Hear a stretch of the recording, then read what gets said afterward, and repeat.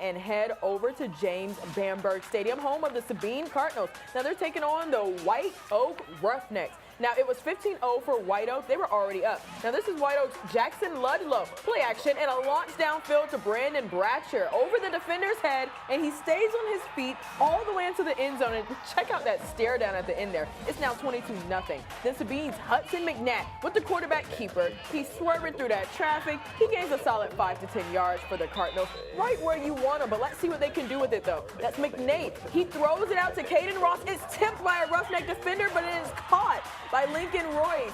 He kept his eyes on it and secured that touchdown. Crazy play, looking like the top play. Then Ludlow, he swings out to Logan Ladwig, but that one will be incomplete. Looks like it was batted down there. They're going to just have to settle for a field goal. But man, that kick was blocked by Cardinal defenders. It really got no height anyway, and things got a little bit heated at the end, but it was 22-7 going into halftime. And White Oak ran away with this one. They walked into Yo Stadium and took over Yo Stadium 48-13 right over Sabine.